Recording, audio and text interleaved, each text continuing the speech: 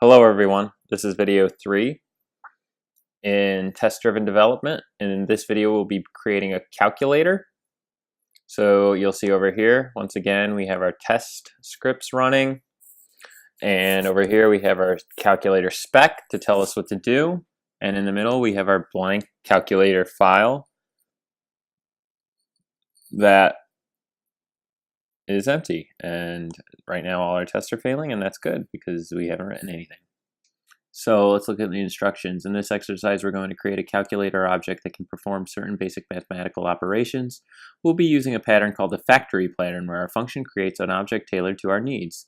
This function is just like the one we built in the first one in properties, except now we're creating some useful functions. Okay, so basically if we look at it, it wants to create a calculator that returns an object, and on that object we'll have a value function, we'll have an add function, and we'll have a subtract function. So why don't we go ahead and do that, and we'll write function create, whoops, lowercase, create calculator, and it will return an object. And we'll see this updates. Now it says calculator doesn't have value, is not a function, and therefore that's because it doesn't have value as a property on it. So we could write value is a function, and we can hit save. And now it said expected undefined equals 0. And if we look at value, value is supposed to return 0. Right now it returns nothing. So let's say return 0 and save and hit, and now it passes, but we have a problem. If we want to add 2 to 0, no matter how many times we run this function, it's not going to remember, it's not going to have anything added to it. So what we're going to have to do is use closure and say let results equal 0, and 0 will be results, and now it's still passing, and we'll be able to add and subtract from from our results, because that number will always be available to us. So let's say add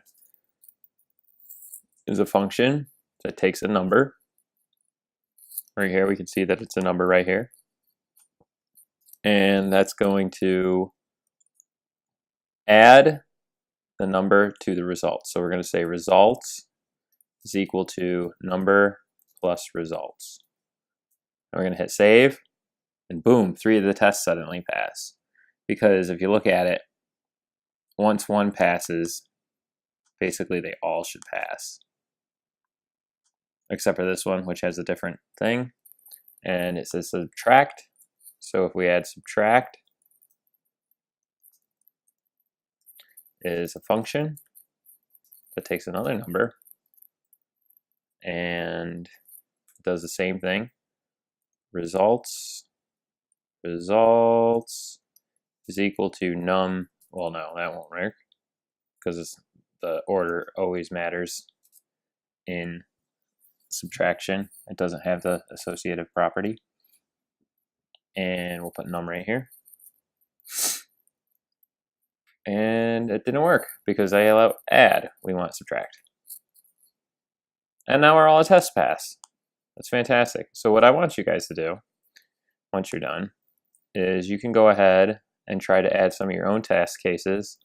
Like in this one, I say I can multiply, and if you add 3 times 5, should be equal to 15. What would we add to create calculator in order to get that test to pass? Go ahead and answer that in the comments. If you have any questions, go ahead and put those in the comments. I'll be happy to answer them, maybe give ideas for future videos. In the next video, we're going to be creating an RPN calculator, and I look forward to seeing you there.